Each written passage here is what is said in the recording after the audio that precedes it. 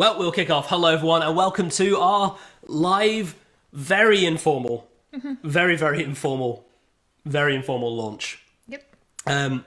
of this. Hello! Does youth ministry have a future? This is my new booklet with Grove, which is lovely. It's so nice. You could read this in about an hour. It has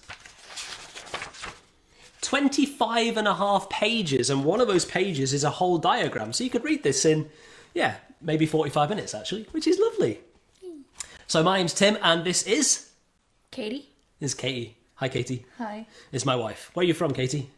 California. She's from California. What's something interesting about California that we might not know?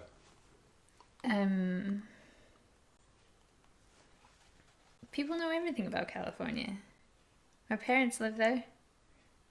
I love the beaches. So something you might not know about California is Katie's parents live there. I don't know. We're off to a good start. It's nice to do it this way because, usually there'd be poshness and champagne and suits and boots and people, and actually this is our house. We've got tea. And it's Wait. lovely. There we go.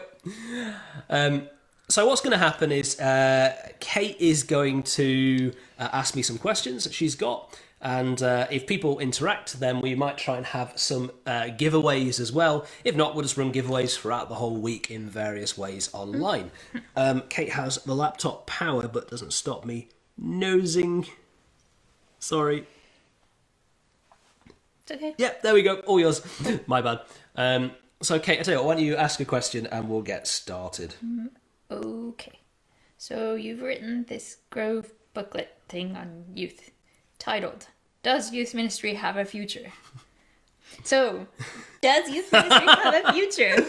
Oh, that's brilliant, because that means if I answer this, no one actually has to read the book. Ta-da!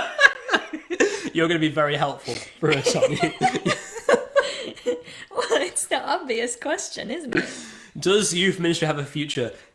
Yes, but no, but yes, but no, but maybe. That is kind of the question of the book. The idea of the conversation in this is to try to tease out whether the way youth ministry is heading right now is healthy or not. If you look at all the numbers in the UK, youth ministry is in decline. There are less youth ministry courses, less people in training, less people applying for jobs, less jobs available. It just looks like the branch is creaking. And so what this is doing is asking us to put the brakes on for a minute and just take stock, take a step back and think, is what we're doing the absolute best that we can do? So it tracks the history of youth work and says, okay, what have we learned? What have we lost? And how do we craft a new future? Because I think God's not done with youth work. I think God's got a future for youth ministry, and the question is, do we know what that is, and are we connecting up with that? So yes, but no, but yes, but no, but maybe. Read the book. Read the book. Okay. All right. Good. All right. How about who should read this book? Oh, well, it's obviously aimed at youth workers, but it's a bit cheeky, really, because right at the end of the book, I've got 3 open letters. I've got an open letter to a pastor, an open letter to a youth worker, and an open letter to a general church congregation member. And my belief is youth ministry can't get healthily back on track if only one of those 3 people are pushing for change. You need change to come from 3 directions. You need the church pastor, the youth worker, and the general church congregation Bob to come together to make it work. So if you're a youth worker, please do read it, but then give it to your pastor. If you're a pastor, please do read it and give it to your youth worker, and then get together and talk about how to have the conversation with your church. I believe youth work is healthiest when it's done by the whole church, not any one Lone Ranger maverick superstar in the corner. So who should read it? Everyone should read it. Woo. Okay. All right. Cool. Can you explain the cover? Little outlines of stuff. Oh yeah, the cover's cool. I said to them, I gave them an idea for the cover and Grove designed it, and they did a great job. There it is. Ta-da. Do it this way, it can cover my face with the cover. Perfect. We'll leave it there. So it's a set of hiking boots Can't and a see me compass. either. That's awesome. Perfect. You prefer that? I would. Yeah.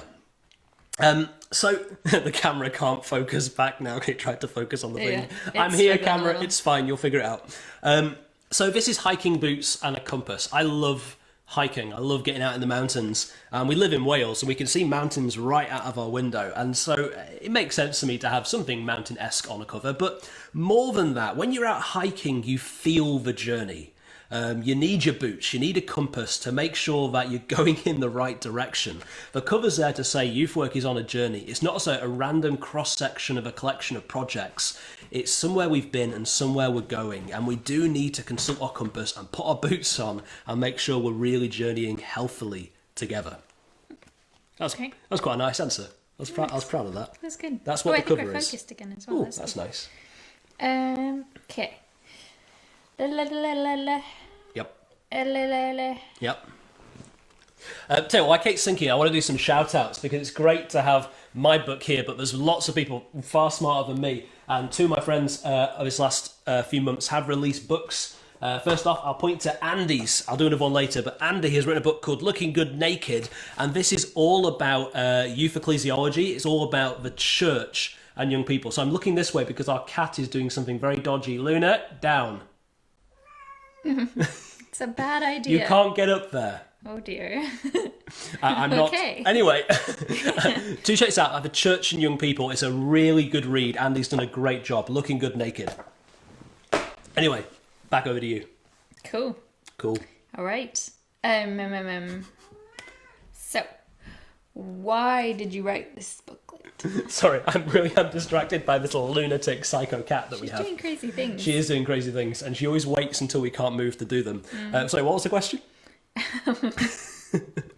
Why did you write this book? Why did I write this book? I wrote this book just to start a conversation. It's as simple as that. There's lots in youth work that is brilliant, that we do really, really, really, really, really well, but it feels like we might not really know where it is we've come from. Youth work is a little bit of a baby. It's only been around in the form it is for like 50, 60 years. It's really new in the ministry world. It's very young. It's not mature yet. And until we look back and really grasp an understanding of where we've been from, where we've come from, I'm not sure if we'll be able to make the hard choices necessary to really move forward into maturity, to move the movement into maturity. And so I wrote this book to try to start a conversation, and it's perfectly timed because right now we're all in lockdown. It's a great time to put on the brakes, take a step back and go, okay, are we doing everything right? Have we missed out on some things from the past? Have we taken on some unhealthy habits? And how do we move forward?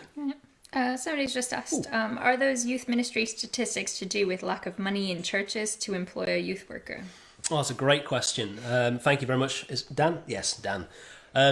Yeah, I mean, there's definitely underfunding of youth work in the UK church. I think that's true. Most youth workers still earn less than an entry-level teacher across the UK. The thing is, there's only about 900 to 1,000 full-time youth workers in the UK, and where youth workers do have the money and are hiring someone, they're not having a lot of applicants. So it's a bit of a both and. Yes, there's not a lot of money in it, but I think if we suddenly poured money into youth work, it wouldn't fix the problem. I think we're talking about getting the whole church involved. I mean, bear in mind, most youth work in the UK is run by volunteers. Something like 75% of churches in the UK don't have any youth provision whatsoever, and those that do, most of it is run by volunteers. It would be great to pour more money into youth work, and I would absolutely advocate for that, but I don't think that on its own will fix the problem. It's a great question, though. Thank you very much. Cool. So... Why do youth ministers need to learn about the past? Oh, I mean, this is a cheeky one for me because I'm a bit of a history nut. I love history. In fact, when Kate first met me, I was in London and I was a tour guide for the British Museum going through all the Bible exhibits, and I treated Katie to a tour of all the Assyrian exhibits. And wasn't it brilliant, Kate? Yes. I learned things, lots of things. Lots of things, constant waffle for about 4 hours. But no, I love history, and I understand that today's culture is not the culture even 3 weeks ago, let alone 300 years ago. And so there's an argument to be made that actually it's more important to learn about today's generation and how do we move forward than looking back. But I also believe you can't go forward without going back. I think understanding who we are and where we've been helps us move forward and helps us galvanize an identity which is really healthy. We talk a lot about standing on the shoulders of giants, but if we don't know where those giants are, we ain't going to find their shoulders. So I think it's really important to look back in order to look forward. Not to get so swamped in history that we don't think about the future, but we absolutely should know where we've come from. I think. Beautiful. All right. The cover says lessons learned and lost from youth ministry, past and present. I'm helping. See, wait, you can't read that. The camera's gonna go on this again. Okay, what's it say? Anyway. Lessons learned and lost from youth ministry, past and present. So what is one thing learned and one thing lost? Oh, okay. So the way this book is set up is it's 2 chapters on history, a chapter on what we've lost, and a chapter on what we've gained. Other way around, gained, then lost. And then a conclusion, which brings it all together. So chapter 3 looks at a few things throughout the history of youth work that we've really gained as a movement. I'll give you one of those things. One of those things is missional imperative. One of the things I absolutely love about youth workers is they are so unbelievably energized to tell young people the gospel. They are constantly talking about new ways of reaching more young people. We've become such an excitable Duracell bunny ministry. In fact, I work with pastors and missionaries. My last degree was in mission, not youth work. And I love, everyone's passionate about the gospel, but no one quite like youth workers talks with the same level of drive and imperative excitement as youth workers do about sharing the gospel. I think we've gained that and we do not want to lose it. Something we've lost. I think one of the things we've lost is this concept of growth pathways. Most of youth work resources, especially for the last 15, 20 years, tend to follow half-term patterns, so they tend to last no longer than 3 months. But a young person doesn't mature in 3 months. If you keep doing the same level of maturity but different topic every 3 months, young people aren't going to grow. They'll grow in breadth of knowledge but not in depth of wisdom and maturity. And so I want to talk about how do we move young people from age 0 right through to adulthood? How does children's work pass on young people to youth work, to adult work, student work? And have taken with them a set level of maturity. So how do we grow young people through their life, not just in 3-month increments? I think that's something we've lost. Somebody's asked here, how is COVID-19 going to impact youth and ministry? Oh, it's Sally. Hi, Sally. Hi, Sally. Sorry. How's COVID-19 going to impact youth ministry? Well, it already is, obviously. Youth work has jumped incredibly quickly on the digital arena, and we should have done. Frankly, we should have been getting going a while ago, but we're equipped for this. So I love how youth work is already starting to spread into the digital world. Do you know, a couple of days ago, I interviewed a friend called Johnny Price, who works for Church Army, and I asked him about this. And he talked about generational gaps and generational catalyst moments where something happens and the whole generation just changes very quickly. I think COVID is one of those things. I think one of the things I think it's impacting us at the moment is in terms of social distancing is mental health. We need to think about now, how do we engage with young people's mental health at a level of isolation?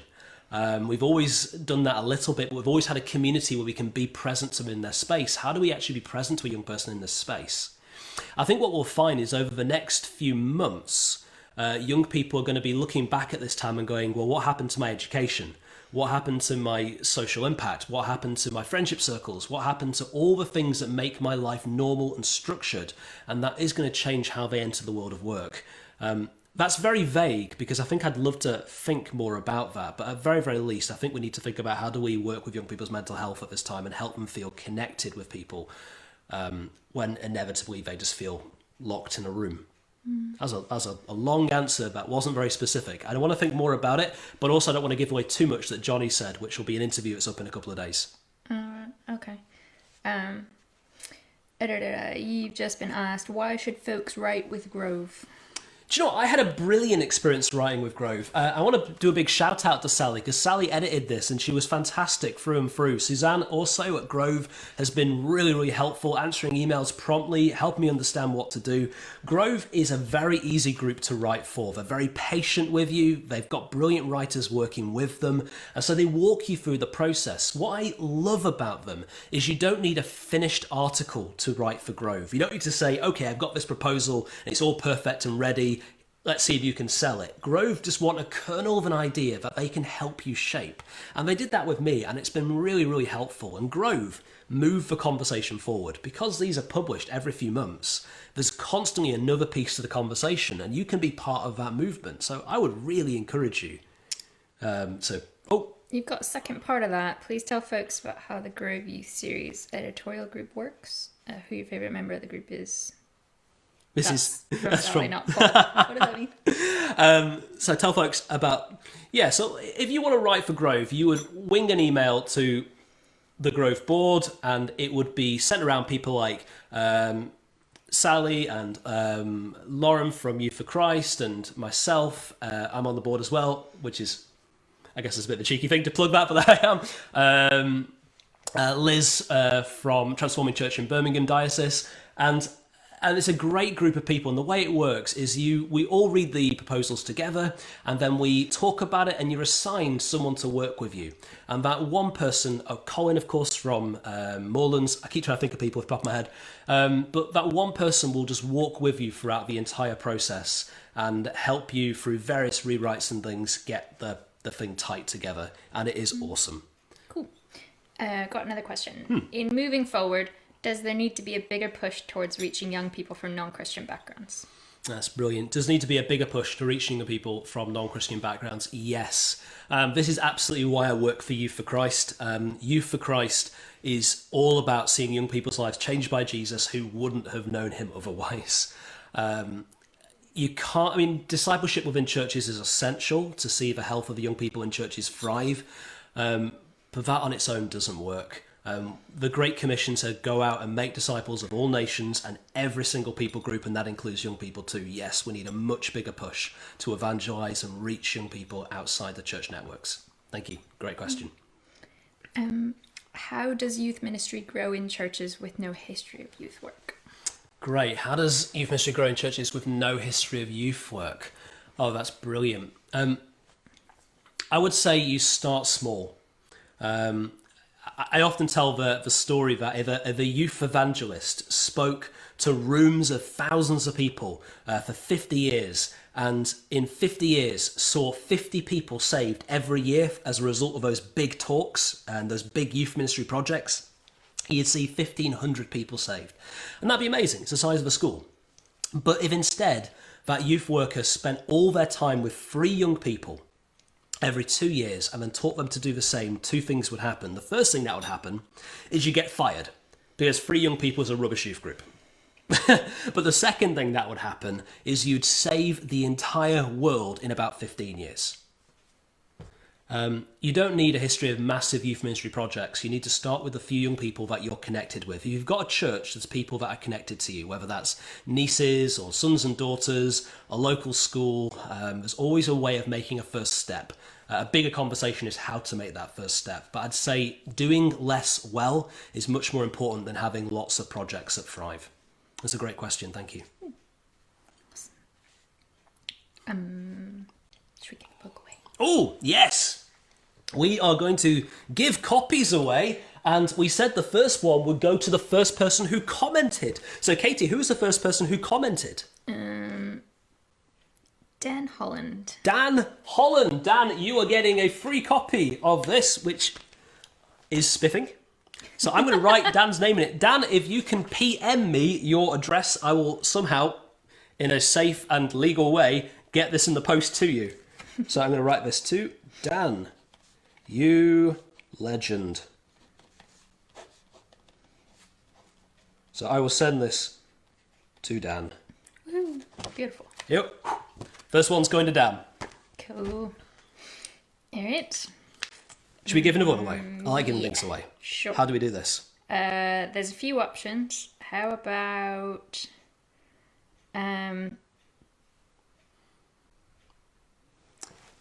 That one or that one?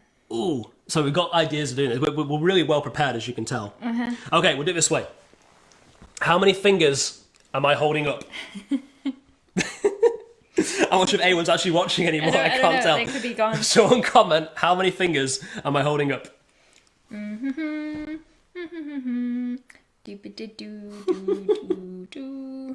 gonna say no. I'm not allowed to. Am I? Well, no one's commenting, so No, that's it. we will do that later. Later. All right. Ask me cool. another question. That was Another embarrassing. question. Bummer. Okie dokie. So. Oh, there they we are. got some They came in late. Woohoo! All right. Hang on. What was it?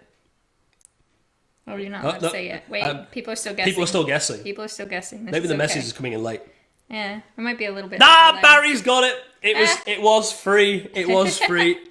Okay. All right. So cool. Barry. Oh wait, that one's Dan's. Barry, you are winning the next one of these because that's how lovely I am. So again, Barry, do PM me your address, and I will send you probably this in the mail. Cool. Awesome. Do you want to ask me another question?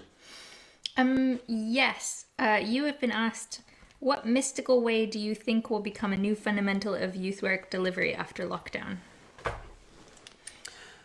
Oh, That's a tough question. that's a great and scary question. What mystical way do you think will become a new fundamental? I imagine, it's the obvious one, but I imagine Zoom is now here to stay. I mean, we've been doing things like Instagram Live and Facebook Live for a while, and YouTube, of course, but I absolutely love how Zoom provides a whole new environment for us to engage with young people. It's not a substitute for a small group. It's not a substitute. It's a completely new way of doing a small group.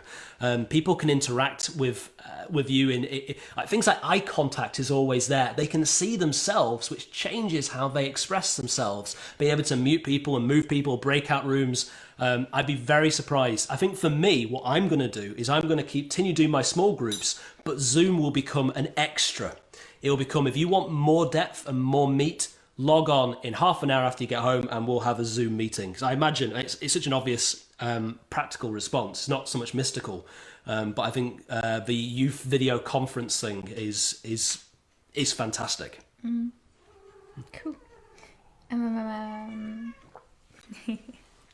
We had a close second there. All right, let's see. Oh, Hi. hello. How are This you? is a cat. This is our cat. Hi, Luna. She's walking behind us. Whatever. Okay. Well, she's there. So comments are a little behind, so Kate's gonna ask me another question. Yeah. All right. Cool. In what ways does this relate to Rebooted, and in what ways is it different? Ooh, what is The this book relate to you Rebooted? Yeah. Oh, that's quite. This is such a cheeky. You're gonna knock that book off, aren't you? You're being very good. Probably. Do you know what? She actually is. It's a great chance for me to plug that.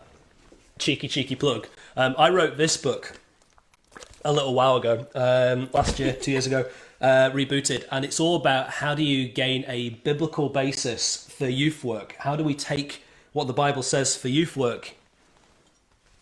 See you, Luna.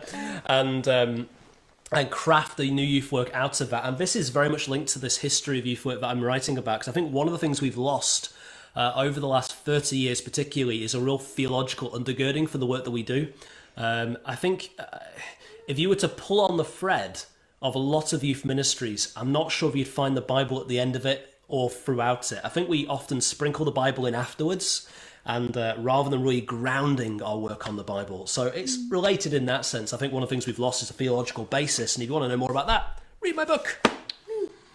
You've been asked if you were a kitchen utensil, what would you be and why? I'd be a wooden spoon. Why? I'm not sure, it just felt right. It's the most ginger of the kitchen utensils is the wooden spoon. Okay. There's something innately ginger about it. I'd be a wooden spoon. You wouldn't be what's the Cars guy flipper that we Oh, we do have a spatula that is the face of Mater from Cars. Yeah. No, that creeps me out. Oh, I'm surprised. It creeps me out. Okay. How do we encourage female youth work within churches that may not agree with this particular practice, or how do we find a way of working around it? No, thank you. That's a great question. I mean, I personally, my theology, I believe that women can be pastors and should be pastors. I know not everyone agrees with that, but surely we can all get together that women have an imperative to teach the gospel the same as we do. It says in the Bible that all of us are called to preach, whether or not you believe that means running a church or not, but are called to preach the gospel, and women have such a needed voice in our youth ministry. A lot of this just comes from the level of our own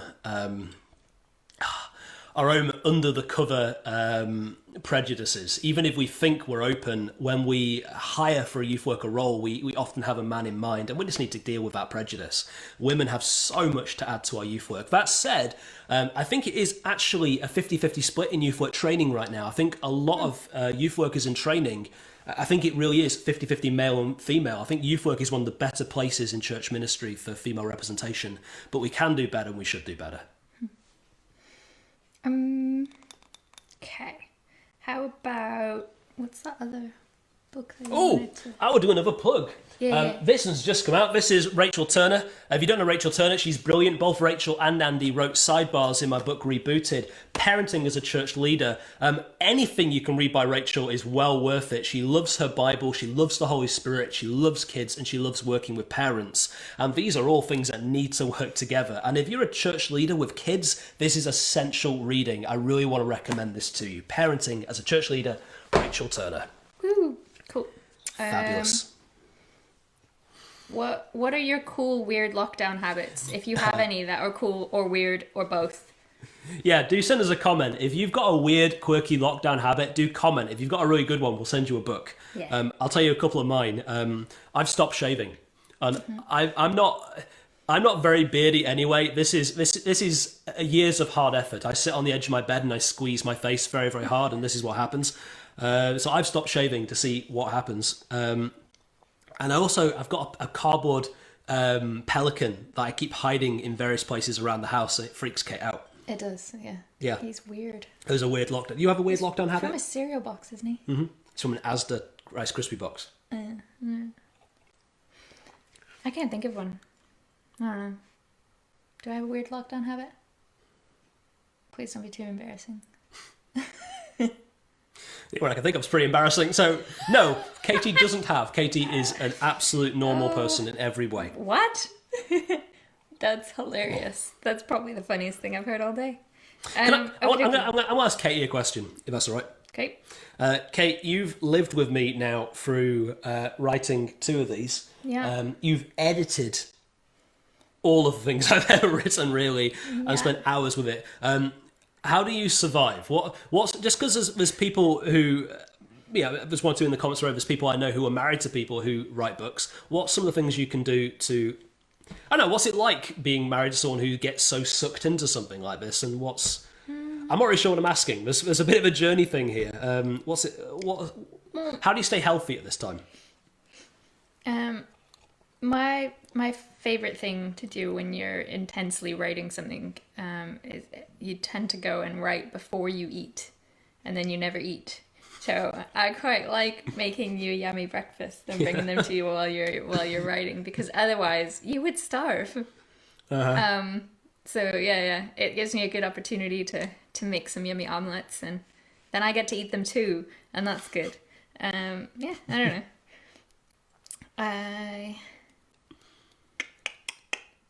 I think it's mostly the same, except when I get co-opted into things like this, which I would never do on my own. I'm not like a face person. But here I am, because I actually think this stuff is really good. I think it will help people. So. Thank you, babe. Oh, isn't she lovely? And she does. I mean, I'm absolutely terrible at eating when I'm writing. I get so sucked in, and I wake up and I usually sit in my pajamas at my computer and just hammer away or talk to myself, and Kate appears with eggs and she's such an angel.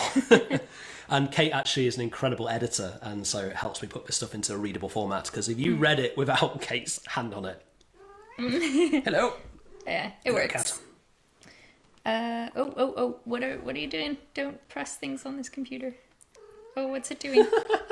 It's looking things up on the dictionary. There we go. Okay, all right. The cat just opened the dictionary. We've got a question. How do we reach out to young people in rural areas, especially when they don't have as good access to a church or youth group compared to a young person in a city? Yeah, Kezia, thank you very much. I would love to link you to a couple of good youth workers who are in rural areas. If you're really interested in it, actually, send me a message and I'll connect you up with a couple of people I know doing this really, really well. What I will say is any kind of village mentality is you start with the families. If you can connect well with families, you'll connect well with their young people, and especially if you make a habit of doing that over 10 years or so. I'd say a lot of it, again, is doing less well, being satisfied with 3 or 4 young people in a room and really committing to those young people, but also connect to what they're connecting with. What I love about, especially rural areas here in Wales, is Young Farmers Convention does a lot of work. There is all kinds of rural activities that we can be chaplains in, we can do support work in, and so look for innovative ways of partnering groups that are already doing good work. That's a great question. Thank you very much. And actually, Kezia, because you've actually asked like 3 really good questions, I'm going to send Kezia a book. That sounds like a nice thing to do, doesn't it? It does, yeah. So, Kezia, you're getting the book. Marie says she has time to shave more. Marie has time to shave more. There's an obvious question I'm going to ask there, but I'm not going to ask it. God bless you, Marie.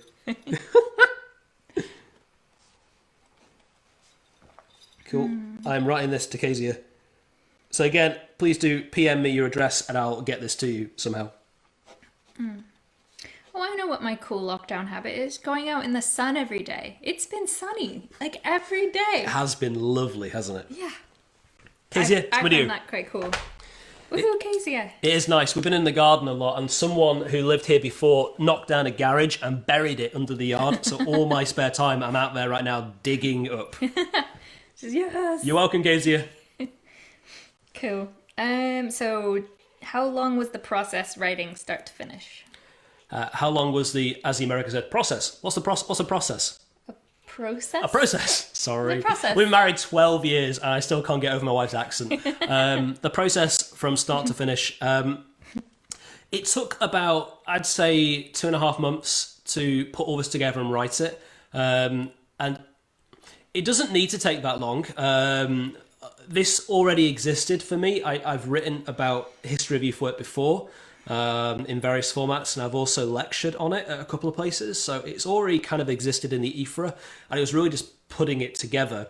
I think usually you can get through a Grove process from dropping off the proposal, getting assigned a member of the editorial board, and then start to write it. You can do it in a few weeks. If you're a diligent writer, it's only 9,500 words after all, 5 chapters. You know, as long as you've done your planning well, you can write it pretty quickly.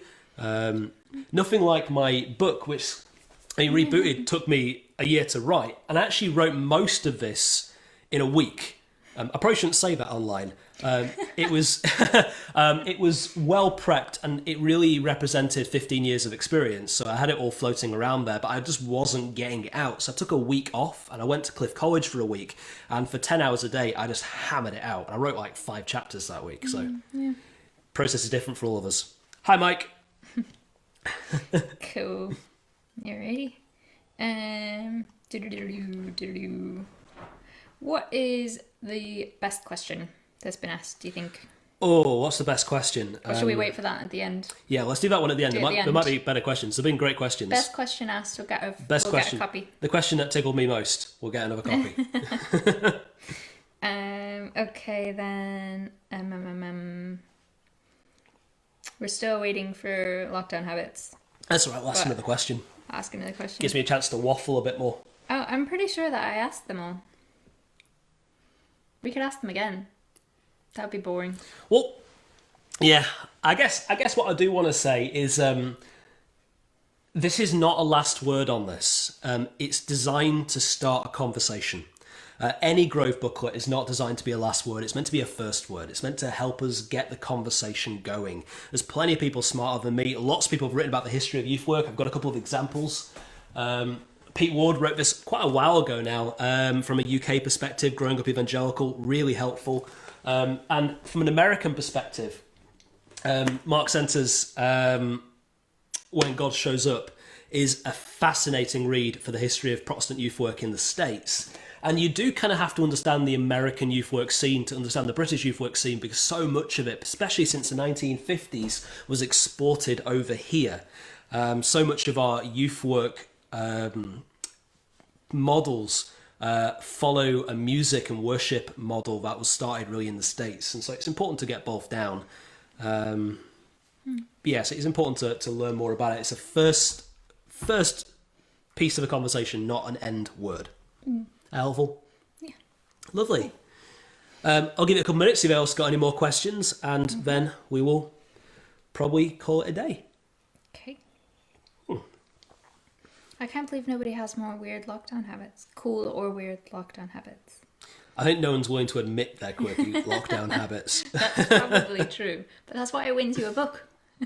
Indeed. You could start a lockdown habit now in order to win you a book. I feel like Marie's made hers up.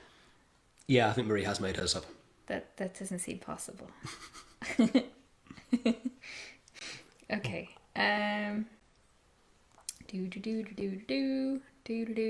What's your favourite thing about this book? My favourite thing about the book? Yeah. That it's done. No, it's always a wonderful experience when you have something in your hand that you've finished and you've worked really hard at. But I think my favourite thing about it is it's actually helped me think more about what we've gained and what we've lost. I've made plenty of silly mistakes in my personal youth work history, and this helped me just bring together. Because a lot of this stuff for me existed in very, very long lectures, and this helped me galvanise and really draw out the things that I think are most essential, and it really has helped me. And a lot of things it's helped me do is slow down. I think one of the things I've taken away from this whole process is just to do less well, not do less well. I think good youth ministry is not filling up our timetable with projects. It's putting a couple of projects in the week that are very, very well executed and really giving them the time they deserve. And so I think when we come back off lockdown, I'm going to be thinking about how can I dial down the number of projects I do and do the ones I do even better. Cool. Yeah. Right on. What's your definition of pioneer youth work? Oh, that's someone who knows me. Is that Mike? Yeah. I'm hoping to write another book called Pioneering Youth Ministry. Pioneer, first and foremost, they go where no one has gone before. Dun, dun, dun. Pioneer Youth Ministry is youth ministry that is truly innovative, not imitational. Often what we do is we see something really cool and innovative, and then we imitate it. That's not pioneering, that's imitation. And so a pioneering youth project starts with the world it's in, the community, the culture, and draws out the needs, the values, the aims, and the objectives, and crafts something absolutely new and unique for those people. That's pioneering. And that means it's always missional, it's never maintenance. It's never saying, let's try and keep this thing going. It's saying, how do we keep the gospel going? So it might change shape every 10 minutes, that's fine. Yeah. Thank you. I could talk all day about pioneering youth ministry. Imitation is bad, innovation is good, maintenance is bad, mission is good. I can keep going. Okay. I won't. Okay, all right. I like it. Is there a necessity of doing youth work within genders, or is it better to work as an equal group of young people? Like, is there advantages to young women learning from female youth workers and the same for young men? Great question. I think it's a both and I think it really does depend on the flavour and maturity of relationship you have with your group. I think a youth group relationship, to cultivate a healthy community, takes a couple of years, and I'd be very, very careful making too many strict decisions about how best to teach them before you've got that kind of relationship with them. I love men teaching boys and women teaching girls. I think there's lots of things that come out in those conversations that might not happen usually. I think questions about gender fluidity do come into that as well, though. I like the mechanism, but I wouldn't do that as a main way of teaching. I think as an occasional way of teaching, it's very, very helpful. But usually for me, I want to get them all in the same room. Frankly, it's not just genders for me, it's life experience. I break a few rules with youth groups in that I have a youth group that meets from about age 9 to 11 right through to about age 21. I want the older people mentoring and teaching the younger people. I think we need to mix more rather than segregate more. How does that work if you've got people like underage people and older and younger? Yeah, I mean, it comes to together? just good safeguarding. I mean, as long as you've made sure your policies are all in place and that everyone knows who should be in the room when and what the boundaries are, it can work. Okay. In church itself works that way, so it makes Sure. sense that we can. Okay. What are the most important things to look for in theological education for youth ministers? Oh, you hit the magic word for me. That's Robin. Hi, Robin. You hit the magic word for me, which is theology. I think an awful lot of youth ministry training across the UK is primarily focused on reflective practice, and I think that is really important, and practice is really important, but a theological basis is something you can't just wedge in later. So for me, it's the same as teaching a pastor. I want people to know how to use the Bible. I'd rather teach them the mechanisms of exegesis and teach them exactly what the Bible itself says. But off the back of that, teaching the gospel, Jesus Christ came, lived, died, rose, ascended, is coming back. What is the gospel itself? If you don't know the gospel, everything else is a little bit mute. And then, so how do you use your Bible? Know the gospel. And then off the back of that, essential doctrines like the Trinity, the Incarnation. I think these are really important for youth ministers to know.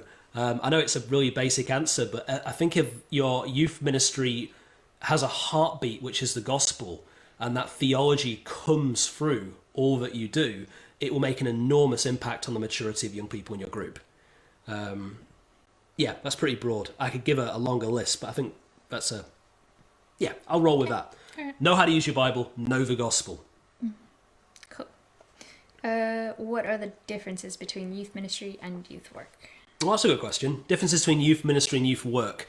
I think this is just my opinion. I think you can do youth work without doing youth ministry. You probably can't do it the other way around. I think youth work is more activity-based and project-based. It's doing the things, and when you draw all the helpful parts of that together, it becomes youth ministry. Ministry is when you are ministering to. So you can do youth work in that you can run a youth project, but if it's not, discipling young people, giving them a chance to hear the gospel, connecting them with a church, it's not really ministry. I think you can do lots of youth work things, and when they work together, it becomes healthy youth ministry. That make sense? Kate thinks it so. makes sense. Cool. Okay. So, what now? Fab. Another couple of minutes. Oh, there's a book here. Mm-hmm. Yep. I think I'm going to write this to Mike, because Mike, you've asked some great questions, but also you asked me about pioneering youth ministry, which again, I could talk about all day long. And so thank you for that. So Mike, I'm going to send this to you. So Mike, do PM me your address.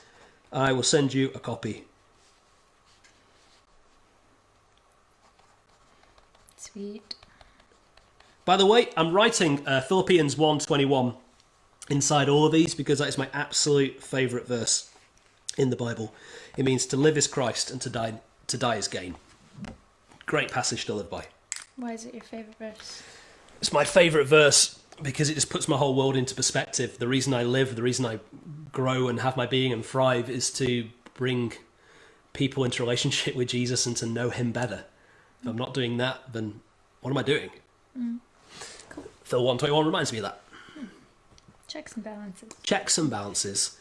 Lovely. I think rather than over-egg the pud, it's been wonderful to be here with you folks. I want to say thank you so much for engaging, for interacting.